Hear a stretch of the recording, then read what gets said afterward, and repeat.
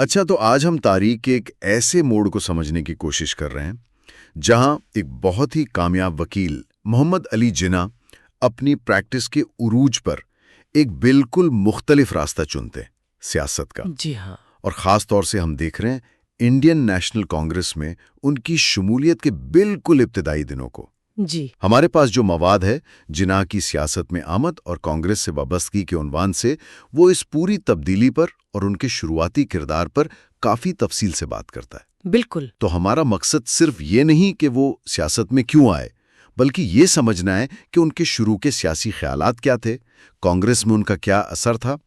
آئیے اس دلچسپ سفر کی گہرائی میں اترتے ہیں۔ یقیناً۔ اور دیکھیں، اس دور کو سمجھنے کے لیے ہمیں تھوڑا پیچھے جانا ہوگا 20ویں صدی کے بالکل شروع کے ہندوستان میں۔ ٹھیک۔ برطانوی راج تو قائم تھا، مضبوط نظر آتا تھا، لیکن ایک نئی بیداری بھی پیدا ہو رہی تھی۔ خاص طور پر جو پڑھا لکھا طبقہ تھا ہندوستان کا، وہ اپنے حقوق، اپنے مستقبل کے بارے میں زیادہ سنجیدگی سے سوچنے لگا تھا۔ صحیح۔ اور اس وقت انڈین نیشنل کانگریس جو 1885 میں بنی تھی، وہ آپ کہہ لیں کہ ایک مرکزی سٹیج تھی جہاں یہ ساری بحثیں ہو رہی تھیں۔ اچھا، واحد بڑی جماعت تھی اس وقت؟ جی، بڑی حد تک واحد بڑی سیاسی جماعت جو منظم طریقے سے ہندوستانیوں کے مطالبات سامنے رکھ رہی تھی، چاہے وہ کتنے ہی محتاط طریقے سے کیوں نہ ہوں۔ تو جناح صاحب جو بامبے میں اپنی قانون دانی، اپنی منطق اور کہا جاتا ہے بڑی ایمانداری کی وجہ سے مشہور تھے، جی بالکل۔ یہ خیال کہ قوموں کی قسمت عدالتوں سے زیادہ سیاست میں بنتی ہے، یہ اچانک آیا ان کے ذہن میں یا یہ آہستہ آہستہ ہوا؟ وکالت میں تو وہ بہت کامیاب تھے۔ نہیں، یہ اچانک نہیں تھا، یہ ایک بدتدریج عمل تھا جو ان کے اپنے تجربے سے نکلا۔ دیکھیں، وکالت میں کامیابی نے انہیں نظام کے اندر رہ کر کام کرنا سکھا دیا تھا، جی۔ لیکن ساتھ ہی انہیں یہ بھی سمجھ آ رہا تھا کہ قانون خود اکثر سیاسی فیصلوں کے تابع ہوتا ہے۔ اچھا۔ انہیں اندازہ ہو رہا تھا کہ اگر بنیادی تبدیلیاں لانی ہیں تو جہاں قوانین بنتے ہیں، یعنی سیاست، وہاں جانا ضروری ہے۔ یعنی جڑ تک پہنچنا ضروری ہے۔ بالکل۔ وہ دیکھ رہے تھے کہ بھئی انفرادی مقدمے جیتنا ایک بات ہے، لیکن وہ اصول اور قوانین جو پورے معاشرے پر اثر ڈالتے ہیں، ان کو بدلنا زیادہ اہم ہے، اور اس کا میدان تو سیاست ہی تھا۔ اور کانگریس ہی کیوں؟ مطلب کوئی اور پلیٹ فارم نہیں تھا یا کانگریس میں کوئی خاص بات تھی ان کے لیے؟ دیکھیے، اس وقت کانگریس ہی سب سے نمایاں اور سب سے منظم قومی پلیٹ فارم تھا۔ دوسری تنظیمیں یا تو چھوٹی تھیں یا علاقائی تھیں یا کسی خاص گروہ کی نمائندگی کرتی تھیں۔ کانگریس اپنی تمام اندرونی بحثوں کے باوجود ایک قومی آواز تھی۔ یہ پڑھے لکھے متوسط طبقے، خاص طور پر وکیلوں، صحافیوں، سماجی کارکنوں کا مرکز تھا۔ تو جناح صاحب جیسے شخص کے لیے جو آئینی طریقوں پر یقین رکھتے تھے، جی، ان کے لیے کانگریس ایک ایسی جگہ تھی جہاں وہ اپنے خیالات پیش کر سکتے تھے، ان پر بحث کر سکتے تھے اور شاید پالیسی پر اثر انداز بھی ہو سکتے تھے۔ ان کے لیے یہ ایک طرح کی آپ کہہ لیں آئینی لیبارٹری تھی جہاں وہ قانون کے اصولوں کو سیاست میں آزما سکتے تھے۔ یہ بات واقعی دلچسپ ہے۔ ایک کامیاب وکیل، پریکٹس عروج پر، اور وہ سیاست کی غیر یقینی دنیا میں قدم رکھ رہا ہے۔ آپ نے ذکر کیا تھا لندن کے تجربے کا۔ کیا یہ صرف پارلیمنٹ کو دیکھنے والی بات تھی یا اس کا کوئی گہرا اثر تھا؟ نہیں، یہ صرف دیکھنا نہیں تھا۔ ذرائع بتاتے ہیں کہ جب وہ طالب علم تھے لندن میں، تو انہوں نے برطانوی پارلیمنٹ، خاص طور پر ہاؤس آف کامنز کی بحثوں کو بہت قریب سے دیکھا، ان کا مطالعہ کیا۔ اچھا۔ اب آپ تصور کریں، ایک نوجوان ہندوستانی طالب علم جو غلام ملک سے آیا ہے، وہ دیکھ رہا ہے کہ کیسے بحث سے، دلیل سے، ووٹ سے قانون بنتے ہیں، حکومتیں چلتی ہیں، ایک سلطنت کے فیصلے ہوتے ہیں۔ جی۔ یہ پارلیمنٹ کا ممبر بنا اور ہندوستان کی بات کر رہا تھا۔ یہ تجربہ ان کے لیے صرف کتابی نہیں تھا، یہ ایک عملی سبق تھا کہ منظم سیاسی عمل، آئینی جدوجہد سے کیا کچھ ہو سکتا ہے۔ یعنی دلیل کی طاقت کا اندازہ ہوا۔ بالکل۔ یہ خیال کہ دلیل اور قانون سازی تبدیلی لا سکتی ہے، یہ ان کے ذہن میں بیٹھ گیا۔ تو یہ تو لندن کا اثر ہوا، اور جب وہ ہندوستان واپس آئے تو کیا یہاں کا ماحول بھی انہیں سیاست کی طرف لا رہا تھا؟ یقیناً۔ 20ویں صدی کا آغاز ہندوستان میں ایک نئی سیاسی اور سماجی لہر اٹھ رہی تھی۔ آپ دیکھیں تقسیم بنگال 1905 ہوا، اس نے ماحول کو بہت گرما دیا تھا۔ ہاں، وہ تو ایک بڑا واقعہ تھا۔ جی، اصلاحات کا مطالبہ بڑھ رہا تھا، زیادہ نمائندگی کی بات ہو رہی تھی، خود حکومت کا تصور زور پکڑ رہا تھا، اخبار زیادہ کھل کر لکھ رہے تھے، جلد سے جلوس ہو رہے تھے۔ جناح صاحب جو ظاہر ہے معاشرے کا حصہ تھے، وہ یہ سب محسوس کر رہے تھے۔ ان کے اندر یہ احساس بڑھ رہا تھا کہ بھئی قوم کی خدمت کرنی ہے تو اس اجتماعی کوشش میں حصہ لینا ہوگا۔ یہ صرف کوئی دانشورانہ شوق نہیں تھا، ایک ذمہ داری کا احساس بھی تھا۔ اور وہ تیسری وجہ جو ان کے پیشے سے جڑی ہے، وکالت والی سوچ، اس کا کیا مطلب ہے؟ کیا صرف یہ کہ وہ قانون کے دائرے میں رہنا چاہتے تھے؟ اس سے تھوڑا زیادہ۔ دیکھیں، ایک وکیل کے طور پر ان کا پورا کیریئر کس چیز پر تھا؟ دلیل، ثبوت، قانونی طریقہ کار۔ جی، وہ مسائل کو حل کرنے کے لیے ایک منظم، منطقی، آئینی راستے پر یقین رکھتے تھے۔ اب جب انہوں نے ہندوستان کے سیاسی مسائل کو دیکھا تو ان کا ذہن قدرتی طور پر اسی طرف گیا کہ پائیدار تبدیلی اور حقوق حاصل کرنا وہ جذباتی نعروں یا بے ترتیب احتجاج سے نہیں ہوگا، اچھا، بلکہ ٹھوس آئینی جدوجہد سے، مذاکرات سے، قانونی اصلاحات سے ہوگا۔ وہ سمجھتے تھے کہ اگر آپ نظام کو بدلنا چاہتے ہیں تو آپ کو نظام کے اصول استعمال کرنے ہوں گے یا انہیں قانونی طریقے سے بدلوانا ہوگا۔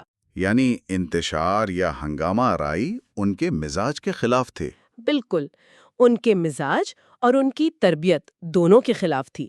ان کے لیے سیاست بھی ایک طرح سے ایک بڑا قومی مقدمہ لڑنے جیسا تھا۔ تو یہ کہنا ٹھیک ہوگا کہ ان کا سیاست میں آنا ذاتی فائدے یا شہرت کے لیے نہیں، بلکہ اصولوں اور ایک خاص طریقے پر یقین کی وجہ سے تھا۔ یہ کوئی جذباتی فیصلہ نہیں لگتا۔ جی، شواہد تو یہی بتاتے ہیں۔ ان کی ابتدائی سیاسی زندگی میں کوئی ذاتی فائدہ یا مقبولیت کی شدید خواہش نظر نہیں آتی۔ وہ تو پہلے ہی کامیاب تھے، مالی طور پر مستحکم تھے۔ صحیح۔ سیاست میں آنا ان کے لیے اپنے اصولوں کو عملی جامہ پہنانے جیسا تھا۔ اور یہاں قابل غور بات یہ ہے کہ وہ تبدیلی چاہتے تھے، ضرور چاہتے تھے، لیکن ان کے نزدیک راستہ ہمیشہ آئین اور قانون کے اندر سے ہی گزرتا تھا۔ وہ قانون کے ذریعے انقلاب کے قائل تھے، قانون توڑ کر انقلاب لانے کے نہیں۔ اب آتے ہیں کانگریس میں ان کی باقاعدہ شمولیت پر۔ آپ نے بتایا 1906 میں وہ باقاعدہ شامل ہوئے، لیکن پہلے سے اجلاسوں میں جاتے تھے۔ اس وقت کانگریس کے اندر کیا چل رہا تھا؟ کیا سب ایک ہی صفحے پر تھے؟ نہیں، بالکل نہیں۔ کانگریس اس وقت ایک بڑی چھتری جیسی تھی، جس کے نیچے بہت مختلف خیالات کے لوگ تھے، لیکن دو بڑے دھارے واضح تھے۔ ایک طرف تھے معتدل یا ماڈریٹس۔ اچھا، کون لوگ تھے اس میں؟ ان میں گوپال کرشن گوکھلے، فیروز شاہ مہتا، سریندر ناتھ بینرجی جیسے بڑے نام تھے۔ ان کا فلسفہ تھا کہ بھئی برطانوی حکومت کے ساتھ تعاون کرو، درخواستیں دو، یادداشتیں پیش کرو اور آہستہ آہستہ آئینی اصلاحات کے ذریعے ہندوستان کے لیے زیادہ حقوق اور اختیارات حاصل کرو۔ وہ برطانوی انصاف اور پارلیمانی نظام پر کسی حد تک یقین بھی رکھتے تھے۔ اور دوسری طرف کون تھے؟ دوسری طرف تھے انتہا پسند یا ایکسٹریمسٹس۔ ان میں لالا لاجپت رائے، بال گنگادھر تلک اور بپن چندر پال، جنہیں لال بال پال کی تکڑی کہتے ہیں، وہ نمایاں تھے۔ جی، سنا ان کے بارے میں۔ مکمل آزادی کا فوری مطالبہ کر رہے تھے اور اس کے لیے وہ عوامی تحریک، بائیکاٹ اور کبھی کبھی سیدھی ٹکر کو بھی ضروری سمجھتے تھے۔ وہ معتدل لوگوں کے بھیک مانگنے والے انداز پر بڑی تنقید کرتے تھے۔ تو کانگریس کے اجلاسوں میں گرما گرمی رہتی ہوگی؟ جی ہاں، اکثر ان دونوں گروہوں میں خوب بحثیں ہوتی تھیں۔ تو جناح صاحب اپنے قانونی پس منظر اور منظم سوچ کے ساتھ ان کا جھکاؤ کس طرف ہوگا، یہ اندازہ لگانا تو آسان لگتا ہے۔ جی بالکل، ان کا فطری جھکاؤ واضح طور پر معتدل رہنماؤں کی طرف تھا۔ ان کی اپنی شخصیت، ان کا آئین پر یقین، تبدیلی کا وہ بدتدریجی انداز، یہ سب معتدل فلسفے سے زیادہ قریب تھا۔ اور خاص طور پہ گوکھلے کا ذکر آتا ہے۔ جی، خاص طور پہ گوپال کرشن گوکھلے، وہ ان سے بے حد متاثر تھے۔ یہ تعلق صرف سیاسی نہیں تھا بلکہ ذاتی احترام اور آپ کہہ لیں شاگردی جیسا تھا۔ جناح نے خود کئی بار کہا کہ گوکھلے ان کے سیاسی استاد ہیں۔ یہ تعلق ان کے شروع کے سیاسی نظریات کو سمجھنے کے لیے بہت اہم ہے۔ گوکھلے میں ایسی کیا خاص بات تھی جس نے جناح جیسے محتاط شخص کو اتنا متاثر کیا؟ کیا صرف یہ کہ وہ معتدل تھے؟ نہیں، صرف یہ نہیں، گوکھلے خود بھی بہت ذہین تھے، بہت مدلل گفتگو کرتے تھے، اعداد و شمار کے ماہر تھے۔ وہ جذباتی نعروں کے بجائے ٹھوس حقائق اور منطق کی بنیاد پر بات کرتے تھے، بالکل ویسے ہی جیسے جناح خود کرتے تھے۔ اچھا، یہ مماثلت تھی۔ جی، اور گوکھلے کا ماننا تھا کہ سیاسی کارکن کو پہلے خود تعلیم یافتہ بننا چاہیے، نظم و ضبط سیکھنا چاہیے، پھر عوام میں شعور پیدا کرنا چاہیے، اور پھر آئینی دائرے میں رہ کر حکومت پر دباؤ ڈالنا چاہیے۔ وہ عوامی زندگی میں اخلاقیات اور ایمانداری پر بہت زور دیتے تھے۔ یہ باتیں تو جناح صاحب کی اپنی شخصیت سے بہت ملتی جلتی لگتی ہیں۔ بالکل، یہی اصول جناح کی اپنی اقدار سے گہری مطابقت رکھتے تھے۔ تو گوکھلے نے ایک طرح سے جناح کے لیے سیاسی عمل کی ایک قابل احترام مثال قائم کر دی۔ تو جب جناح صاحب نے کانگریس کے پلیٹ فارم سے بولنا شروع کیا، ان کا انداز کیسا تھا؟ کیا وہ گوکھلے کی نقل کر رہے تھے یا ان کا اپنا انداز تھا اور لوگ سنتے تھے انہیں؟ انداز یقیناً گوکھلے سے متاثر تھا، لیکن تھا بالکل ان کا اپنا اور منفرد۔ ذرائع بتاتے ہیں کہ ان کی تقریریں ویسی ہی نپی تلی، سنجیدہ اور منطق سے بھری ہوتی تھیں جیسے ایک ماہر وکیل عدالت میں بحث کرتا ہے۔ بالکل وکیلوں والا انداز۔ جی، الفاظ بہت احتیاط سے چنتے تھے، ہر جملہ سوچا سمجھا ہوتا تھا، کوئی بلند مانگ دعوے نہیں، کوئی جذباتی اپیلیں نہیں، کوئی سستی نعرے بازی نہیں۔ ان کی گفتگو کا مرکز ہمیشہ قانون، انصاف، آئینی حقوق، منطقی دلیل ہوتی تھی۔ کہا جاتا ہے کہ وہ اکثر اپنی تقریر پہلے لکھ لیتے تھے تاکہ کوئی غیر ضروری بات نہ کہہ دیں۔ اور وہ وقت کی پابندی کا جو ذکر ملتا ہے وہ بھی اسی سنجیدگی کا حصہ تھا؟ بالکل، ان کی وقت کی پابندی تو خیر بہت مشہور تھی۔ نہ صرف خود وقت پر آتے تھے بلکہ اپنی تقریروں میں بھی 1 منٹ ضائع نہیں کرتے تھے۔ کم لفظوں میں بات مکمل کرنے کا فن جانتے تھے۔ تو ان کی باتوں میں وزن ہوتا ہوگا؟ جی، بہت۔ ان کی گفتگو میں ایک خاص وزن اور وقار تھا۔ یہی وجہ تھی کہ لوگ انہیں صرف ایک اور سیاست دان نہیں سمجھتے تھے، انہیں سنجیدگی سے سنا جاتا تھا۔ یہاں تک کہ جو ان سے اختلاف رکھتے تھے وہ بھی ان کی دلیل کا احترام کرتے تھے۔ انہیں جلد ہی ایک آئینی مدبر یعنی کانسٹیٹیوشنل اسٹیٹسمین کے طور پر پہچانا جانے لگا۔ یہ واقعی قابل ذکر ہے۔ ایک ایسے دور میں جب سیاست اکثر جذباتی نعروں پر چلتی ہے، کوئی صرف دلیل اور منطق کی بنیاد پر اپنی جگہ بنا رہا ہو، اس سے ظاہر ہوتا ہے کہ وہ مواد پر توجہ دیتے تھے، محض بیان بازی پر نہیں۔ بلا شبہ ان کا یہی انداز انہیں بھیڑ سے الگ کرتا تھا۔ یہ ان کی طاقت بھی تھی اور شاید بعد میں کچھ لوگوں کے لیے کمزوری بھی بنی ہو، لیکن شروع میں اس نے انہیں ایک ممتاز مقام دیا۔ لوگ ان کی بات اس لیے غور سے سنتے تھے کہ وہ جانتے تھے یہ شخص جو کہہ رہا ہے وہ گہری سوچ اور ٹھوس بنیادوں پر کہہ رہا ہے۔ ان کی کم گوئی اور نپا تلا انداز دراصل ان کی گفتگو کے وزن کو اور بڑھا دیتا تھا۔ اور اسی دور میں کانگریس کے اندر ان کی ایک اور بہت اہم شناخت بننا شروع ہوئی جس کا ذکر بہت ہوتا ہے۔ جی ہاں، اور وہ تھی ہندو مسلم اتحاد کے حامی کی۔ یہ وہ وقت تھا جب جناح ایک ایسے رہنما کے طور پر سامنے آ رہے تھے جو ہندوستان کی 2 بڑی قومیتوں ہندوؤں اور مسلمانوں کے درمیان پل بنانے کی کوشش کر رہا تھا۔ اچھا، وہ اس بات پر پختہ یقین رکھتے تھے کہ ہندوستان کی ترقی اور آزادی کا راستہ مشترکہ جدوجہد میں ہے۔ اس اتحاد کے پیچھے ان کی دلیل کیا تھی؟ کیا یہ صرف سیاسی چال تھی یا کوئی گہرا نظریہ تھا؟ میرے خیال میں یہ دونوں کا ملاپ تھا۔ عملی طور پر تو ان کی دلیل بڑی سیدھی اور منطقی تھی۔ اگر ہندوستانی آپس میں بٹے رہے تو فائدہ کس کو ہوگا؟ انگریزوں کو؟ جی، برطانوی سامراج کو۔ وہ تقسیم کرو اور حکومت کرو کی پالیسی چلاتے رہیں گے اور ہندوستانی کمزور رہیں گے۔ لہٰذا اپنے مشترکہ دشمن یعنی برطانوی راج کے خلاف اور اپنے مشترکہ مقاصد یعنی زیادہ حقوق اور آزادی کے لیے ہندوؤں اور مسلمانوں کا متحد ہونا ضروری ہے۔ یہ تو ہوئی عملی بات۔ نظریاتی طور پر؟ نظریاتی طور پر بھی وہ ہندوستان کو ایک ایسی ریاست کے طور پر دیکھتے تھے جہاں مختلف قومیتیں مل جل کر رہیں۔ وہ سمجھتے تھے کہ ہندوستان کی طاقت اسی تنوع میں ہے۔ اس وقت ان کی سوچ میں یہ بات بہت پختہ تھی۔ اور یہی وہ کردار ہے جس کی وجہ سے انہیں بعد میں سروجنی نائیڈو نے ہندو مسلم اتحاد کا سفیر کہا تھا۔ یہ بات ان کے سیاسی سفر کے اس شروع کے مرحلے کو سمجھنے کے لیے کتنی اہم ہے؟ یہ انتہائی اہم نقطہ ہے۔ یہ خطاب ان کی اس دور کی کوششوں کا ایک طرح سے اعتراف تھا۔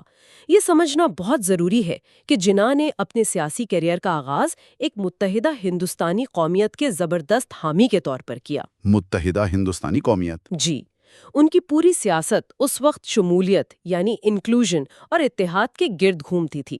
وہ کانگریس اور مسلم لیگ جو 1906 میں بنی تھی، دونوں کے رکن تھے اور کوشش کر رہے تھے کہ دونوں جماعتیں مل کر کام کریں۔ اچھا، وہ دونوں کے رکن تھے؟ جی ہاں، اور 1916 کا جو مشہور لکھنؤ پیکٹ ہوا، جس میں کانگریس اور مسلم لیگ نے مل کر اصلاحات کا مشترکہ مطالبہ پیش کیا، اس میں جناح کا کردار مرکزی تھا۔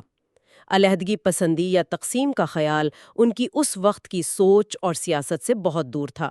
وہ تو ہندوستان کے سب طبقوں کو ایک ہی سیاسی دھارے میں لانا چاہتے تھے۔ تو اگر ہم اس ساری گفتگو کا خلاصہ کریں، اس ابتدائی دور کی تصویر کیا بنتی ہے؟ تصویر یہ بنتی ہے کہ محمد علی جناح کا سیاست میں آنا ایک بہت سوچا سمجھا، اصولوں پر مبنی فیصلہ تھا۔ یہ کوئی اتفاق نہیں تھا۔ جی، یہ فیصلہ ان کے لندن کے تجربات، ہندوستان کے بدلتے ہوئے حالات اور ان کی اپنی قانونی اور آئینی سوچ کا نتیجہ تھا۔ اور کانگریس میں آ کر انہوں نے واضح طور پر معتدل آئین پسند دھڑے کا ساتھ دیا۔ گوکھلے کا اثر بہت نمایاں تھا۔ ان کا انداز دلیل، منطق اور آئینی جدوجہد پر مبنی تھا، جذباتی نعرے بازی سے گریز تھا۔ بالکل، اور سب سے اہم بات، اس دور میں وہ ہندو مسلم اتحاد کے سب سے بڑے حامیوں میں سے ایک کے طور پر سامنے آئے۔ ان کا پکا یقین تھا کہ ہندوستان کی ترقی اور آزادی کا راستہ اکٹھے چلنے سے ہی نکلے گا اور تقسیم صرف انگریزوں کو مضبوط کرے گی۔ تو حتمی تجزیہ یہی ہے کہ جناح کی ابتدائی سیاست کی بنیادیں آئین پسندی، قانون کی حکمرانی، منظم جدوجہد اور ایک وسیع تر متحدہ ہندوستانی قومیت کے تصور پر تھیں، جس میں سب کی شمولیت ہو۔ جی بالکل، یہ دور نہ صرف ان کے اپنے سیاسی کردار کی تشکیل کے لیے بہت اہم تھا، بلکہ یہ مستقبل میں جو تبدیلیاں آئیں انہیں سمجھنے کے لیے بھی ایک لازمی پس منظر فراہم کرتا ہے۔ صحیح، ان کی ابتدائی سیاست کی یہی بنیادیں تھیں جنہوں نے انہیں ایک منفرد مقام دیا۔ درست فرمایا، لیکن پھر وقت گزرا، حالات بدلے، ان کے اپنے تجربات ہوئے اور راستہ بھی بدلتا گیا۔ یہی پر ایک سوال ذہن میں آتا ہے جس پر شاید ہمارے سامعین بھی غور کرنا چاہیں گے۔ یہ جاننے کے بعد کہ جناح نے اپنے سیاسی سفر کا آغاز اتحاد کے اتنے بڑے حامی، ایک آئین پسند اور گوکھلے کے شاگرد کے طور پر کیا، آخر وہ کون سے تاریخی عوامل، واقعات اور شاید ذاتی تجربات رہے ہوں گے جنہوں نے انہیں آہستہ آہستہ اس راستے سے ہٹا کر ایک بالکل مختلف منزل کی طرف جانے پر مجبور کر دیا؟ یہ ایک بڑا سوال ہے۔ جی، یہ وہ سوال ہے جو شاید ان کے سیاسی سفر کے اگلے مراحل کو سمجھنے کی کلید ثابت ہو۔ محمد علی جناح، ہم خاص طور پر دیکھیں گے کہ ان کا سیاسی انداز کیسا تھا، رہنما اصول کیا تھے، اور وہ جو کانگریس کے ساتھ ان کا شروع کا تعلق تھا وہ کیسا رہا۔ اور اس کے لیے ہم کچھ اقتباسات کا سہارا لے رہے ہیں جو جناح، سیاست، اصول اور اتحاد کے ابتدا کے عنوان سے مرتب کیے گئے۔ ان ذرائع میں بنیادی طور پر یہی دیکھا گیا ہے کہ جناح صاحب سیاست کرتے کیسے تھے، ان کے وکیل ہونے کا اس پہ کیا اثر تھا، شروع کی سیاست سے کیا سبق ملتے ہیں، اور وہ جو انڈین نیشنل کانگریس میں وقت گزارا وہ کتنا اہم تھا ان کے لیے۔ تو مقصد صرف واقعات دہرانا نہیں ہے، بلکہ یہ کھوج لگانا ہے کہ بمبئی کا ایک آپ کہیں انتہائی کامیاب بیرسٹر ہندوستان کا اتنا بااثر سیاستدان کیسے بنا، وہ بنیادیں کیا تھیں، وہ کون سے اصول تھے کہ شروع سے ہی ان کی رہنمائی کرتے نظر آتے ہیں۔ تو آئیے اس پر بات کرتے ہیں۔ تو پہلے دیکھتے ہیں کہ جناح صاحب جب سیاست میں آئے، انداز کیسا تھا ان کا، کیا چیز تھی جو انہیں دوسروں سے، اس دور کے رہنماؤں سے الگ کرتی تھی۔ ذرائع بتاتے ہیں کہ وکالت کی چھاپ بہت گہری تھی، بہت زیادہ۔ جیسے ان کا لباس ہمیشہ بہت نفیس، خاص طور پر وہ مغربی طرز کے سوٹ پہننا۔ لیکن یہ صرف لباس تک نہیں تھا، وقت کی پابندی تو جیسے ان میں کوٹ کوٹ کر بھری تھی، اور ہر معاملے پر بحث سے پہلے پوری تیاری، مکمل تیاری۔ یہ چیزیں تو بالکل ان کے قانونی پیشے سے آئی تھی نا، جہاں ایک ایک منٹ قیمتی ہوتا ہے، ہر دلیل اہم۔ جی بالکل، اور یہ تیاری صرف عادت نہیں تھی، یہ ان کی شخصیت کا حصہ بن گئی تھی۔ اور ایک اور بات جو ذرائع بتاتے ہیں وہ ہے سچائی اور دیانتداری پر زور۔ وہ بناوٹی باتوں سے، جذباتی نعروں سے، یہ بس لوگوں کو خوش کرنے والی تقریروں سے پرہیز کرتے تھے۔ ان کا انداز بڑا مختلف تھا، خاص طور پر اس زمانے میں جب سیاست میں جذباتیت کافی زیادہ تھی، جب اکثر لیڈر بلند آواز میں نعرے لگاتے، عوام کے جذبات ابھارتے۔ جناح صاحب ٹھنڈے دل سے، پرسکون مگر بہت مضبوط لہجے میں دلیل دیتے، فوکس منطق پر، حقائق پر، محض جذباتی اپیل نہیں کرتے تھے۔ اچھا، تو اس انداز کی کیا اہمیت تھی؟ یہ بہت دلچسپ بات ہے۔ یہ انداز صرف ان کی ذاتی پسند نہیں تھا، یہ ان کی آپ کہہ لیں سیاسی حکمت عملی کا ایک اہم حصہ تھا۔ یہ جو سنجیدہ، باوقار اور تیاری کے ساتھ بات کرنے کا انداز تھا نا، اس نے لوگوں کو مجبور کیا کہ انہیں ایک الگ قسم کا لیڈر سمجھیں، ایک ایسا لیڈر جو سطحی نعروں کے بجائے ٹھوس دلائل پر یقین رکھتا ہو۔ یعنی دلیل کی بنیاد پر سیاست۔ بالکل۔ آپ سوچئے، ایک ایسا دور جب جلسوں میں اکثر جذبات کا طوفان ہوتا تھا، ایک شخص کھڑا ہو کر ٹھنڈے دماغ سے آئینی نقاط، قانونی دلائل پیش کر رہا ہے۔ اس سے فوراً شاید تالیاں نہ بجتی ہوں، لیکن اس نے ان کی ساخت بنانے میں بہت کلیدی کردار ادا کیا۔ لوگ سمجھنے لگے کہ یہ شخص جو کہہ رہا ہے وہ سوچ سمجھ کر کہہ رہا ہے، اس کی بات میں وزن ہے۔ صحیح۔ ان کا نفیس لباس، وقت کی پابندی، مکمل تیاری، مدلل گفتگو، یہ سب مل کر ایک ایسی تصویر بناتے تھے جسے نظر انداز کرنا مشکل تھا۔ اس سے تاثر ملتا تھا کہ وہ سیاست کو بھی اپنے قانونی پیشے کی طرح پوری سنجیدگی سے، پوری مہارت سے لے رہے ہیں، اور یہی چیز انہیں اس وقت کے بہت سے دوسرے رہنماؤں سے ممتاز کرتی تھی۔ یہ بات واقعی اہم ہے کہ انداز خود ایک پیغام دے رہا تھا، لیکن کیا یہ انداز ہمیشہ کارآمد رہا؟ خاص طور پر ایک ایسے دور میں جب عوامی جذبات کو متحرک کرنا بھی سیاست کا ایک حصہ بن رہا تھا۔ کیا اس ٹھنڈے منطقی انداز کی وجہ سے کبھی یہ تنقید ہوئی کہ وہ عوام سے کٹے ہوئے ہیں یا ان کے جذبات نہیں سمجھتے؟ یہ ایک بہت بہت اہم سوال ہے۔ یقیناً یہ انداز دو دھاری تلوار بھی ہو سکتا تھا۔ ایک طرف تو اس نے انہیں سنجیدہ اور باعتبار بنایا، دوسری طرف یہ بھی ممکن تھا کہ کچھ لوگ اسے عوام سے دوری سمجھیں یا سرد مہری، خاص طور پر وہ لوگ جو فوری اور جذباتی رد عمل چاہتے تھے۔ تاہم ذرائع اس بات پر زور دیتے ہیں کہ ابتدائی مراحل میں، خاص طور پر جب وہ کانگریس کے اندر تھے، اعتدال پسند گروہ کے ساتھ کام کر رہے تھے، آئینی اصلاحات پر توجہ تھی، تو یہ انداز بہت مؤثر تھا۔ مذاکرات کی میز پر، کمیٹیوں میں، قانون ساز کونسلوں میں ان کی بات کو وزن دیتا تھا۔ یہ دکھاتا تھا کہ وہ صرف احتجاج کرنے والے نہیں بلکہ مسائل کا ٹھوس حل پیش کرنے والے رہنما ہیں۔ اچھا۔ تو ہاں، شاید یہ انداز عوامی مقبولیت کی لہر بنانے میں فوراً اتنا مؤثر نہ ہو جتنا جذباتی نعرے ہوتے ہیں، لیکن اس نے طویل مدت میں ان کی قیادت کے لیے ایک مضبوط بنیاد فراہم کی۔ دلیل، اصول اور سنجیدگی پر مبنی، یہ ان کی پہچان بن گئی۔ بالکل، یعنی انداز صرف دکھاوا نہیں تھا، ان کی سوچ، ان کی حکمت عملی کا عکس تھا۔ اچھا، تو یہ تو ہوا ان کا انداز۔ اب سوال یہ ہے کہ اس انداز اور شخصیت کے پیچھے بنیادی اصول کون سے تھے؟ ان کے ابتدائی سیاسی سفر سے ہمیں کیا اہم سبق ملتے ہیں؟ ذرائع اس حوالے سے کچھ خاص نکات بتاتے ہیں۔ پہلا اور شاید سب سے حیران کن سبق جو ملتا ہے وہ ہے اصولوں کو مقبولیت پر ترجیح دینا۔ یہ تو آج کی سیاست میں بھی کم ہی نظر آتا ہے۔ وہ بھیڑ چال کا شکار نہیں ہوتے تھے۔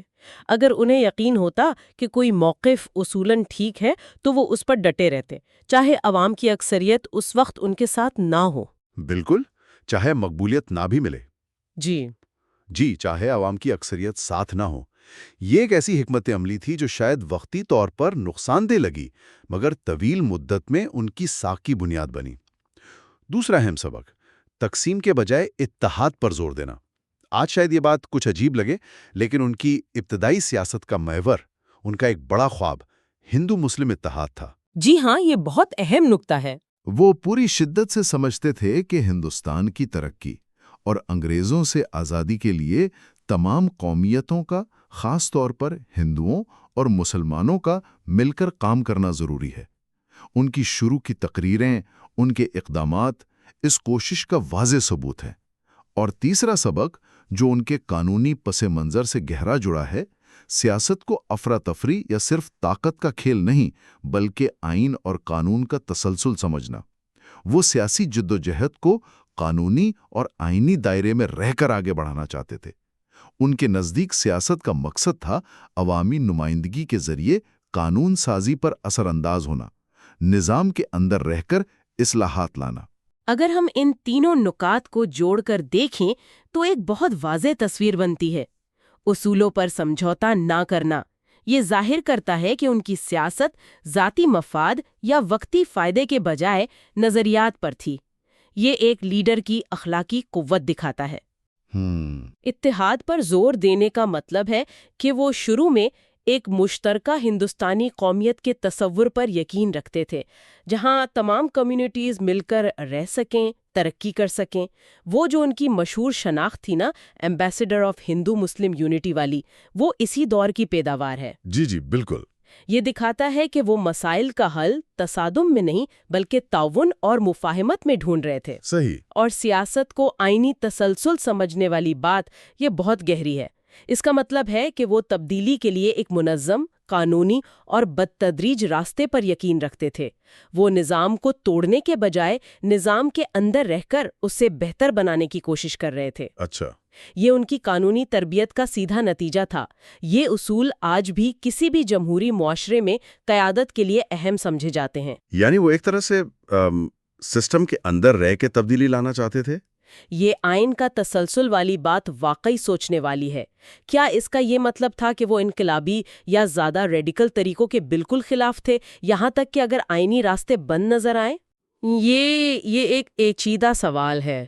ابتدائی دور میں جب وہ سیاست میں آئے اور کانگریس سے جڑے تھے، ان کا بنیادی نقطہ نظر تو یقینی طور پر آئینی اور قانونی اصلاحات کا ہی تھا۔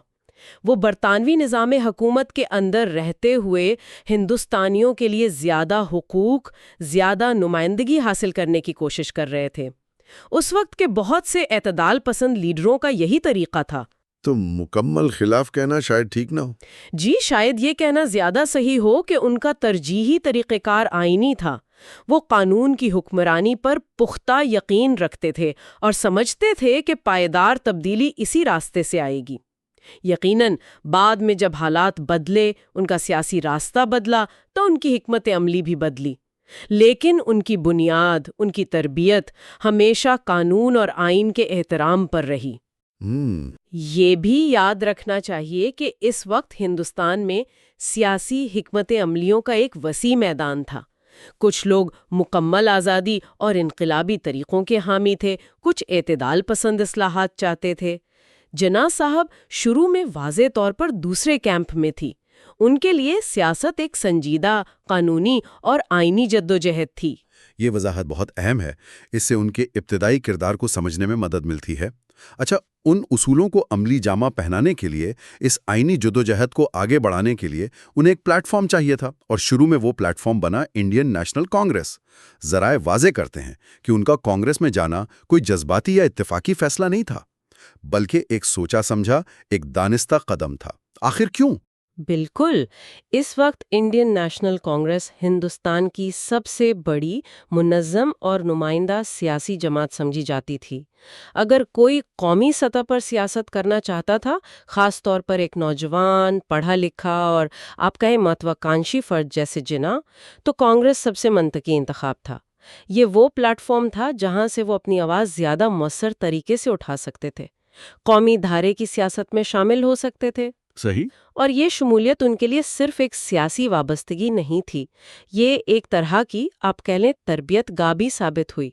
یہاں انہوں نے عملی سیاست کے اتار چڑھاؤ دیکھے، سیکھے، کانگریس کے اجلاسوں میں جانا، قراردادیں پیش کرنا، مختلف کمیٹیوں میں کام کرنا، اور سب سے بڑھ کر ہندوستان جیسے وسیع اور متنوع ملک کے مختلف علاقوں اور کمیونٹیز کے نمائندوں کے ساتھ مل کر کام کرنا، یہ سب بڑے قیمتی تجربات تھے۔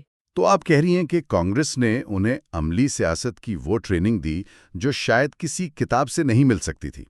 مطلب مذاکرات کیسے ہوتے ہیں، مختلف مفادات میں توازن کیسے لایا جاتا ہے، عوامی نمائندگی کی ذمہ داریاں کیا ہیں۔ بالکل ایسے کانگریس کے پلیٹ فارم پر انہیں گوپال کرشنا گوکھلے اور دادا بھائی نوروجی جیسے بڑے اور تجربہ کار رہنماؤں کے ساتھ کام کرنے کا موقع ملا۔ انہوں نے سیکھا کہ قراردادیں کیسے بنتی ہیں، حکومت کے سامنے مطالبات کیسے رکھے جاتے ہیں اور مختلف گروہوں کو ایک مشترکہ مقصد کے لیے کیسے اکٹھا کیا جاتا ہے۔ خاص طور پر انہیں ہندوستان کی جو پیچیدہ سماجی اور مذہبی تقسیم تھی نا، اسے قریب سے دیکھنے اور سمجھنے کا موقع ملا۔ ہندو مسلم اتحاد کے لیے کام کرتے ہوئے انہیں ان چیلنجز کا براہ راست سامنا کرنا پڑا جو اس راہ میں تھے۔ یہ تجربات اگرچہ بعض اوقات شاید مایوس کن بھی ہوتے ہوں گے، لیکن انہوں نے ان کی سیاسی سمجھ بوجھ کو بہت گہرا کیا۔ یہ بات اہم ہے کہ اگرچہ بعد میں ان کے کانگریس سے شدید اختلافات ہوئے، وہ الگ ہو گئے، یہاں تک کہ مخالف بھی بن گئے، لیکن یہ ابتدائی دور بیکار نہیں گیا۔ ان تجربات نے ان کی شخصیت اور سیاسی حکمت عملی پر گہرے نقوش چھوڑے۔ کیا ہم یہ کہہ سکتے ہیں کہ ان تجربات نے انہیں ایک اعتدال پسند، اصول پرست اور شروع میں اتحاد کے حامی رہنما کے طور پر ڈھالا؟ یقیناً کانگریس میں گزارا گیا وقت ان کی سیاسی نشوونما کا ایک لازمی حصہ تھا۔ یہیں پر وہ ایک مقامی بیرسٹر سے قومی سطح کے سیاستدان بننے کے عمل سے گزرے۔ جیسا کہ ایک ماخذ میں بہت خوبصورتی سے کہا گیا ہے، بامبے کا بیرسٹر اب ہندوستان کا سیاستدان بن چکا تھا۔ واہ! یہ جملہ صرف ایک جغرافیائی تبدیلی نہیں، بلکہ کردار، سوچ اور تجربے میں آنے والی ایک گہری تبدیلی کی طرف اشارہ کرتا ہے۔ جی بالکل۔ انہوں نے کانگریس کے اندر رہ کر نظام کی پیچیدگیوں کو سمجھا، نمائندہ اداروں کی اہمیت کو جانا اور مختلف سیاسی دھاروں کے ساتھ کام کرنے کا تجربہ حاصل کیا۔ یہ تجربہ بعد میں بھی ان کے کام آیا، چاہے ان کا سیاسی راستہ بالکل مختلف ہو چکا تھا۔ وہ جانتے تھے کہ سیاسی جماعتیں کیسے کام کرتی ہیں، مذاکرات کی میز پر کیا داو پیچ ہوتے ہیں اور قانون سازی کے عمل کو کیسے متاثر کیا جا سکتا ہے۔ تو کانگریس کا تجربہ بھلے بعد میں راستے الگ ہو گئے، ایک طرح سے ان کی سیاسی نشوونما کی بنیاد بنا۔ بامبے کا بیرسٹر اب ہندوستان کا سیاستدان بن چکا تھا۔ یہ واقعی ایک بڑی تبدیلی ہے۔ اس سے کیا ظاہر ہوتا ہے کہ سیاسی رہنما بنتے کیسے ہیں؟ کیا یہ صرف نظریات کی بات ہے یا عملی تجربہ زیادہ اہم ہوتا ہے؟ یہ ایک بہترین سوال ہے اور جناح کی مثال اس کا بہت اچھا جواب دیتی ہے۔ یہ ظاہر کرتا ہے کہ سیاسی رہنما خلا میں پیدا نہیں ہوتے۔ ان کی شخصیت، نظریات، حکمت عملی، یہ سب وقت، حالات اور سب سے بڑھ کر عملی تجربات کے ساتھ بدلتے ہیں، ارتقاء پذیر ہوتے ہیں۔ کانگریس کا تجربہ جناح کے لیے ایک ایسا ہی فارمیٹیو یعنی تشکیل دینے والا مرحلہ تھا۔ تشکیل دینے والا مرحلہ؟ جی، اس تجربے نے انہیں نہ صرف سیاسی ہنر سکھائے بلکہ انہیں قومی مسائل کی گہرائی اور پیچیدگی سے بھی روشناس کرایا۔ اتحاد کی کوششوں میں جو مشکلات آئیں، انہوں نے شاید بعد میں ان کے خیالات کو بدلنے میں کردار ادا کیا ہو، لیکن ان کوششوں کا تجربہ خود بہت قیمتی تھا۔ یہ دکھاتا ہے کہ سیاسی سفر ہمیشہ سیدھا نہیں ہوتا، اس میں موڑ آتے ہیں، سمتیں بدلتی ہیں، لیکن ہر مرحلہ پچھلے مرحلے پر تعمیر ہوتا ہے۔ تو آج کی اس گفتگو کا خلاصہ کیا ہے؟ ہم نے جناح کی ابتدائی سیاست کی کئی پرتیں کھولیں۔ ہم نے دیکھا کہ ان کا وہ جو منفرد سیاسی انداز تھا، نفاست، وقت کی پابندی، مدلل گفتگو، وہ صرف ظاہری نہیں تھا، بلکہ ان کے قانونی پس منظر، ان کی شخصیت اور ان کی شروع کی سیاسی حکمت عملی کا گہرا عکس تھا۔ ایک ایسا انداز جس نے انہیں سنجیدگی اور اعتبار بخشا۔ ہم نے یہ بھی سمجھا کہ ان کی ابتدائی سیاست واضح اور مضبوط اصولوں پر قائم تھی۔ اصولوں کو وقتی مقبولیت پر فوقیت دینا، تقسیم کے بجائے اتحاد، خاص طور سے ہندو مسلم اتحاد کے لیے کوشش کرنا، اور سیاسی جدوجہد کو آئین اور قانون کے دائرے میں چلانے پر یقین رکھنا، یہ اصول ان کی ابتدائی سیاسی کردار کی بنیاد تھے۔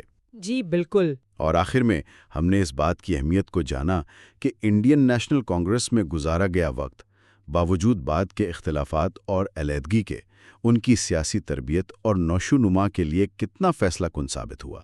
یہ وہ تجربہ گاہ تھی جہاں بمبئی کا ایک بیرسٹر ہندوستان کے ایک قداور سیاستدان میں تبدیل ہوا۔ بالکل، اور یہ سب ہمیں ایک بڑے سوال کی طرف لے جاتا ہے۔ یہ غور طلب بات ہے کہ اگر اتحاد اور آئینی طریقوں پر وہ ابتدائی زور جو جناح اور ان جیسے دوسرے اعتدال پسند رہنماؤں کے کیریئر کے شروع میں نمایاں تھا، اگر وہ غالب نقطۂ نظر رہتا اور اسے تمام شامل فریقین کی طرف سے زیادہ سنجیدگی اور خلوص سے اپنایا جاتا، تو برے صغیر کی سیاست اور تاریخ کا راستہ کتنا مختلف ہو سکتا تھا۔ یہ واقعی ایک بڑا سوال ہے۔ کیا تعاون کی وہ ابتدائی روح صرف ایک آدرش تھی جو تلخ سیاسی حقیقتوں کا مقابلہ نہ کر سکی، یا کیا اس میں شروع سے ہی ایسی کمزوریاں تھیں جنہوں نے اسے ناکام بنا دیا؟ یہ وہ سوالات ہیں جن پر شاید ہمارے سامعین مزید سوچ بچار کر سکتے ہیں کہ کس طرح ابتدائی نظریات حالات کے دباؤ اور فریقین کے رد عمل کے نتیجے میں تبدیل ہو جاتے ہیں اور تاریخ کے دھارے کو ایک نیا رخ دے دیتے ہیں۔